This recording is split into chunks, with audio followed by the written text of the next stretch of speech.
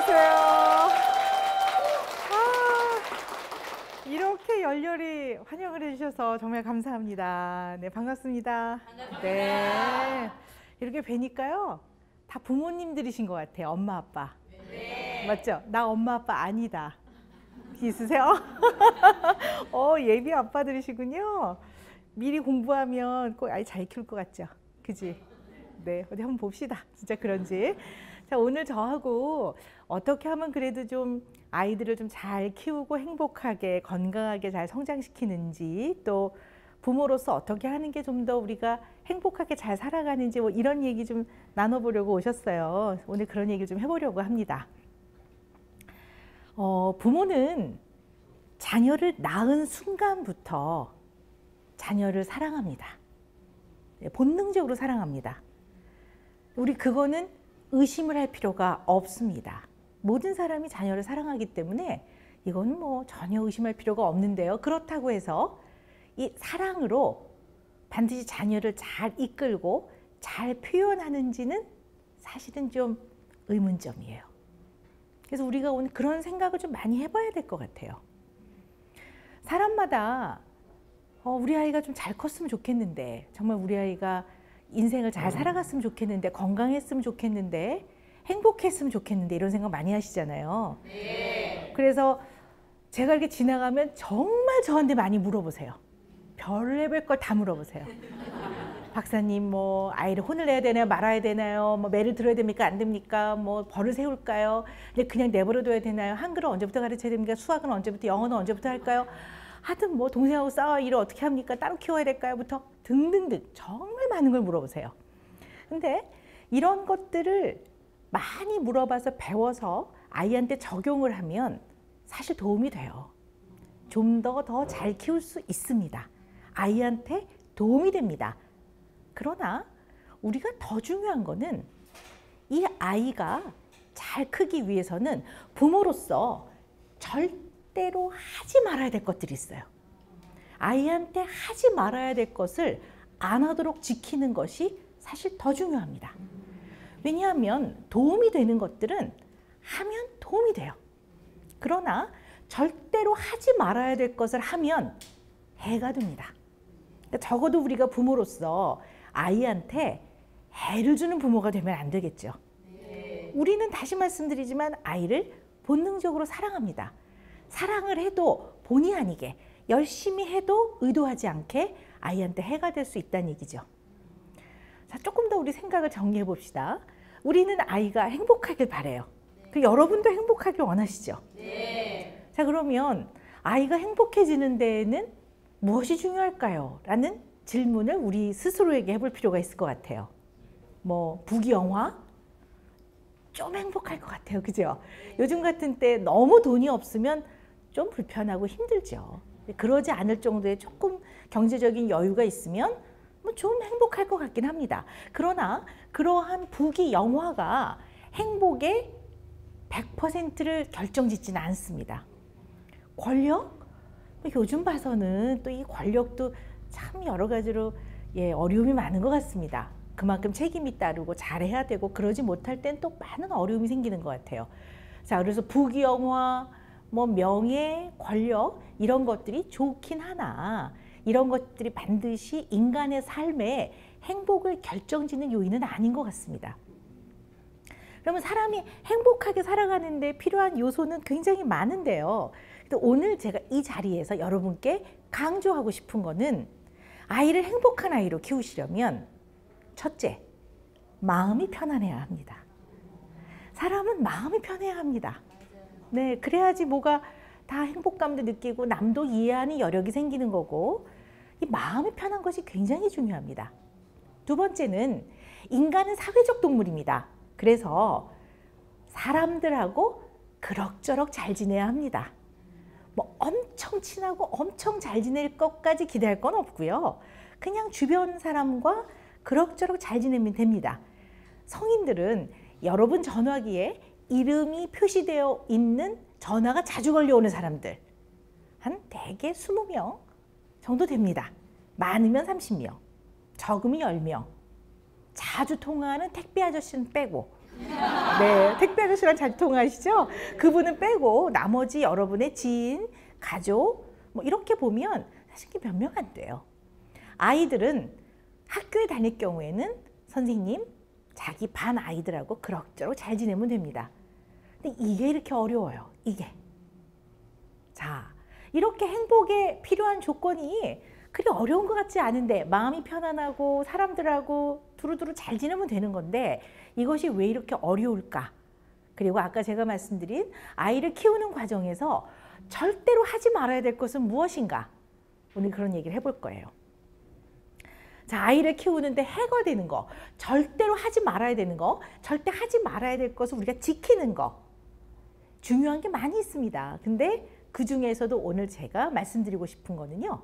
아이를 키우면서 화내지 않고 아이를 키우는 겁니다. 벌써 땅이 꺼져요. 너무 어렵죠? 네. 오늘도 혹시 화내고 오셨습니까? 여기 오실 때? 여기 오셔야 되는데 아이가 뭐 어딜 가야 되는데 안 가고 있어요. 그러면 결국은 빨리 보내려고 빨리 가라고 이제 이렇게 하고 나오시는 거죠. 물론 아이한테 화를 내는 것이 좋지 않고 하면 안 된다는 거를 여기 모르는 분은 아무도 없어요. 그런데 지키기가 매우 어려워요. 그리고 그것이 쉬우면 제가 이 자리에서 여러분께 그 얘기를 왜 하겠습니까? 자, 근데 우리 한번 생각을 해봅시다.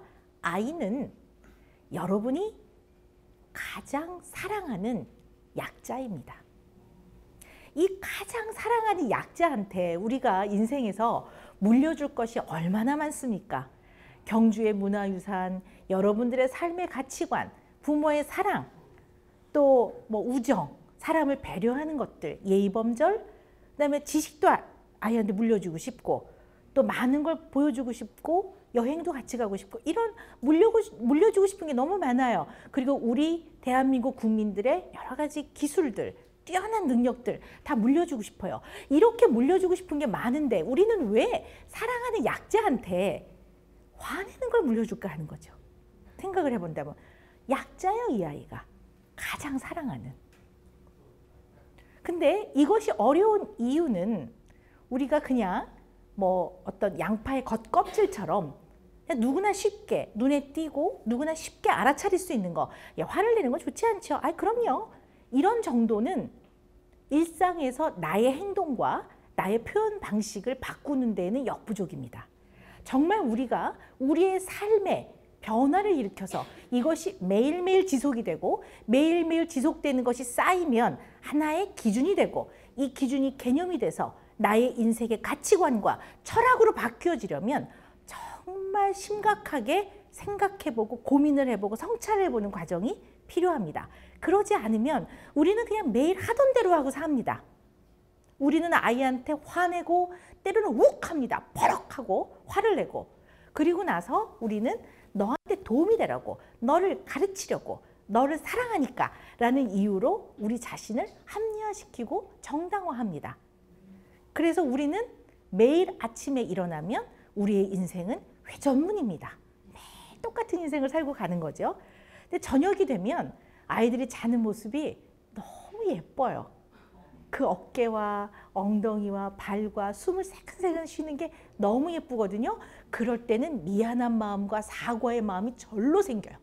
그러니까 막 밤에는 애를 끌어안고 막 엄마가 잘못했어. 엄마가 예쁘게 말할게. 다시는 안 그렇게 애를 끌어안고 막 울고 안고 애는 뭐 이렇게 자느라고 모르는 거죠. 아, 이러고 있다가 다음날 아침이 되면 우리는 다시 회전문이 됩니다.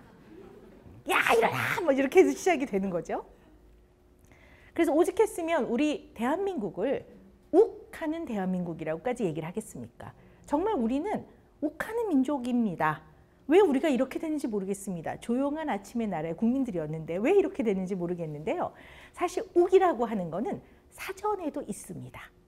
사전에 어떻게 나와 있냐면 앞뒤에 특별한 개연성이 없이 나의 마음 깊숙한 곳에서 불끈 올라오는 아주 충동적이고 불편한 감정이 확 올라오는 거, 이것을 욱이라고 합니다.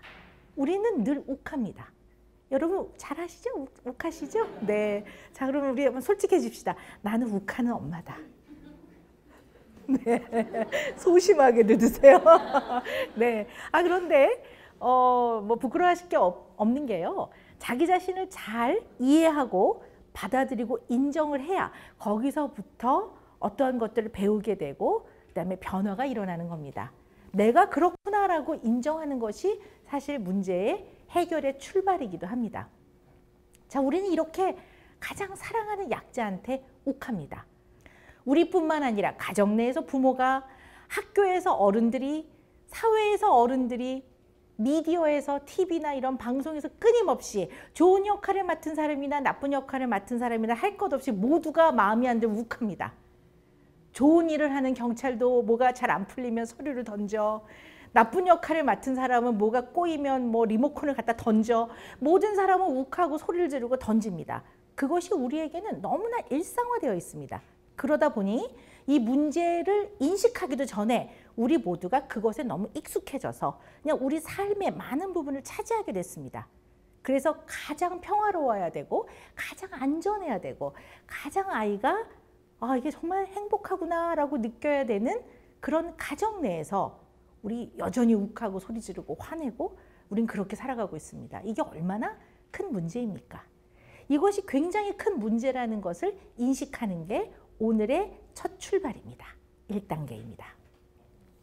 자, 그럼 우리 한번 좀 자세히 들여다봅시다. 그냥 욱하는 건 나빠요. 화내는 건 나쁩니다. 우리 그러지 맙시다. 맞는 말이에요. 근데 이걸로는 부족하단 말이에요. 자, 어떻게 해야 되냐면 우리는 어떤 상황에서 욱하는지를, 어떤 상황에서 이 사랑하는 약자한테 화를 내는지를 우리 한번 잘 생각을 해봅시다. 우리는 어떤 상황에서 아이한테 이렇게 화를 내고 버럭거리고 욱할까요? 여러분은 어떨 때 화를 내십니까? 들어볼까요? 어떨 때 그러세요? 말을 안 들을 때지 뭐, 그죠? 또 네, 밥 안 먹을 때. 아유, 걱정이에요. 혹시 우리 애는 너무 많이 먹는다 이런 분 없으세요?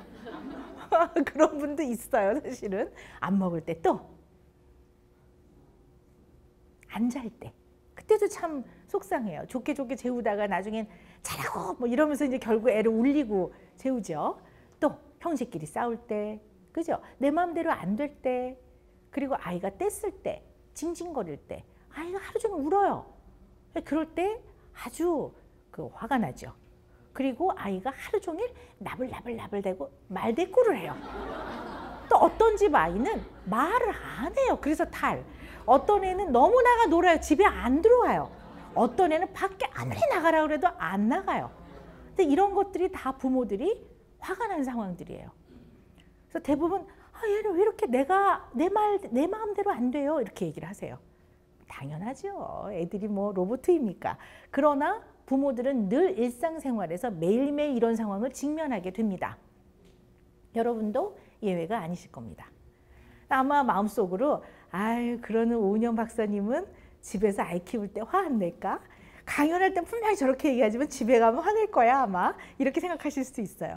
그 답은 나중에 말씀을 드리겠습니다. 네. 자, 그럼 우리 또 한 가지 우리 스스로에게 질문을 해봅시다. 그럼 우리는 왜 그럴까요? 도대체 우리는 아이를 본능적으로 사랑해요. 그리고 우리는 아이를 잘 키우고 싶어요. 근데 왜 우리는 이 사랑하는 약자한테 이렇게 욱하고 화를 내고 버럭하고 소리를 지르고 그럴까요? 생각 한번 해봅시다. 이유는 많이 있습니다. 그 이유를 다 이야기하자면 아마 오늘 밤을 새도 못할 것 같습니다. 2박 3일 MT 한번 갈까요? 그러면 좀 더 많은 얘기를 나눌 수 있을 것 같긴 한데 어쨌든 너무나 많은 이유가 있습니다. 근데 제가 오늘 몇 가지를 여러분께 이야기를 하고 생각할 시간을 가졌으면 좋겠습니다. 우리는 이 사랑하는 약자한테 왜 이렇게 욱하고 화를 낼까? 라는 것을 얘기해 보려면 몇 가지를 사전에 생각해 봐야 돼요. 첫째는요. 우리 한민족의 모성은 죄책감이 굉장히 많습니다. 그래서 아이들이 왜 크다 보면 배탈도 나고 열도 나고 그래요. 또 그렇게 겪으면서 면역도 생기고 건강해지는 것이기도 한데 아이가 막 열이 나면 이제 막 응급실로 막 들쳐업고 오시거든요. 그러면 이제 그때부터 엄마가 울고불고 엄마가 미안해, 엄마가 잘못했어, 엄마가 널 거기 보내는 게 아닌데 엄마가 미안해 막 이래요. 그럼 이제 링거를 꽂아야 되는데 저희들은 의사들은 애들 혈관이 매우 가늡니다. 우리도 떨려요. 못할까 봐. 여러 번 찌르는 건 우리도 너무 싫습니다. 근데 이게 한 번에 못 찾을 때도 있어요. 그럼 이제 2번 찔러보세요. 막 애가 울어요. 그러면 엄마가 미안해. 엄마가 잘못했어. 막 이래요. 그러면 이제 우리 옆에 있다가 선생님이 미안하다. 이제 이렇게 사과를 해야 합니다. 그러니까 우리 기본은 아이가 조금이라도 아프거나 조금이라도 불편하거나 작은 문제라도 생기면 우리는 일단 엄마로서 부모로서 죄책감을 확 느낍니다. 내가 잘못한 것 같아요. 그러니까 아이가 조금 이렇게 키가 작아, 몸무게가 안 나가, 잘 안 크는 것 같아, 남보다 힘이 작아, 힘이 약해, 이러면 못 견뎌요. 우리 모성은. 이런 어떤 희생과 인고와 헌신과 참아내고 그걸 통해 그러지 못할 때 굉장히 죄책감을 느끼는 거는 한편으로 보면 무결점의 결정체인 아이를 잉태하는 거예요. 그래서 사실은 완벽주의적인 것이 밑에 들어가 있어요. 그래서 완벽하지 않을까 봐 불안합니다. 그러니까 우리의 모성은 죄책감과 불안입니다. 근데 또 우리나라를 봅시다. 우리나라는 이런 IT, 이런 광속도 이런 거에 아주 강국입니다. 세계 제1위예요. 우리는 엄청나게 빠른 속도로 정보를 받아들입니다. 여러분 아마 이게 잠깐 듣는 와중에도 엄청난 정보들이 여러분의 휴대전화기에 옵니다. 자, 근데 우리 옛말에 아는 것이 힘이다 이런 말 있죠. 근데요, 육아는요 그렇지가 않아요. 아는 것이 힘이 되면 참 좋겠는데 알면 할수록 불안해져요, 육아는. 왜냐하면 사실은 정보의 양도 너무 많고 이 정보를 어떻게 받아들여서 어떻게 해결하고 마지막 처리해야 되는지를 아무도 안 가르쳐요. 정보만 막 넣어주지 정보의 처리는 학교에서 안 가르쳐요. 그거 가르치면 왜 수업 시간에 잡담하냐고 엄마들이 뭐라 해요. 집에서도 아이한테 열심히 공부를 가르치지 이 공부를 배움이라고 큰 범주로 보고 아이한테 세상을 살아가는 법, 정보를 처리하는 법을 안 가르쳐요. 중요한 거와 덜 중요한 거와 안 중요한 걸 구별해서 중요한 거에 더 중점을 두고 덜 중요한 건 약간 밀어놓고 안 중요한 건 버릴 줄 알아야 되는데 그런 걸 잘 안 가르쳐요. 자, 여기서 꼭 잊지 말아야 되는 한 가지가 있어요. 제가 잊어버릴까 봐 미리 말씀드리는 건데요. 잊지 말아야 되는 거는 우리 부모는 아이들을 잘 가르치고 싶어 합니다.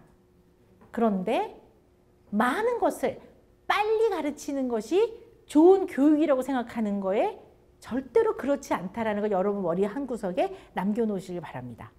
우리는 많이 빨리 가르치려고 해요. 그것은 절대로 제대로 된 교육이 아닐 가능성이 큽니다. 개인의 차이도 많고 사람은 살아온 세월, 밥그릇 수가 굉장히 중요해요. 아무리 머리가 설사 영재라 하더라도 인간이 나이가 들어가면서 깨달아지는 게 있고 깊이 있게 이해하는 게 있는데 이것을 나이를 거슬려서 아이한테 많은 것을 빨리 가르치려 든다고요. 왜? 불안하니까. 많이 가르쳐야 되니까. 안 그러면 불안해 못 견뎌요. 옆집 애는 벌써 영어를 되게 잘해요. 우리 집 아들은 이러고 돌아다니는데 옆집 딸은 스파게티 이름을 막 종류별로 막 메뉴판을 읽어요. 그럼 불안해요.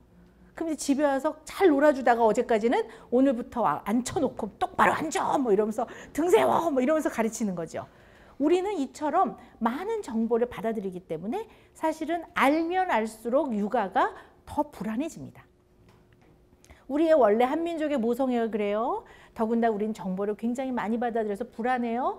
또 하나는 우리는 아이를 키우는 거는 배우지도 않았고 연습도 안 해봤습니다. 다 요즘에는 열심히 공부해요. 아는 것들도 많고 많은 스펙들을 갖추고 계십니다. 그러나 설사 박사학위를 가지고 있어도 아이를 키우는 거는 배워본 바가 없어요. 엄마가 박사학위가 있는데 애를 낳았는데 어떻게 목욕을 시켜야 될지 모르는 거예요. 이런 일이 많이 생겨요. 모르니까 또 불안해요. 자, 그러면 우리가 빠지기 쉬운 함정이 있습니다. 어떤 거냐면 명제에 사로잡힌 육아를 잘못하면 합니다. 명제들이 있어요. 몇 살까지 무엇을 가르쳐야 해. 되게 기준 삼아 노력하시라는 거지 이걸 그렇게 절대적으로 막 반드시 그런 건 아니거든요. 얼마 전에 제가 만난 어떤 어머니는요. 굉장히 좋은 분이시고 아이를 잘 키우려고 노력하세요. 이 어머니도 공부를 많이 하신 분이에요. 그런데 늦게 좀 아이를 낳았는데 아이를 잘 키우려고 그 소아과에서 하는 영유아 발달 검진 표 있죠. 항목들을 여기 벽에다 붙여놓고 몇 살에는 가위질을 할 수 있어야 된다. 시켜봐요. 애가 못하면 확 불안한 거예요. 그래서 가위질을 한 1, 2주를 막 죽으라고 가르치는 거죠. 그러면서 아이하고 사이가 오히려 나빠졌어요. 그래서 우리 아이가 떨어지는 아이 같다고 데리고 오신 거예요. 제가 봤더니 똘똘하게 그지없어요. 왜냐하면 가위질은 경험한 바 없어서 못하지만 가위질이 중요한 게 아니라 그만큼 소근육을 잘 사용하고 모든 운동 기능을 잘 조합할 수 있느냐가 중요한 거죠. 봤더니 다른 건 너무 잘해요. 지퍼도 잘 채우고 종이접기도 잘하고 조그만 걸 집어서 주기도 하고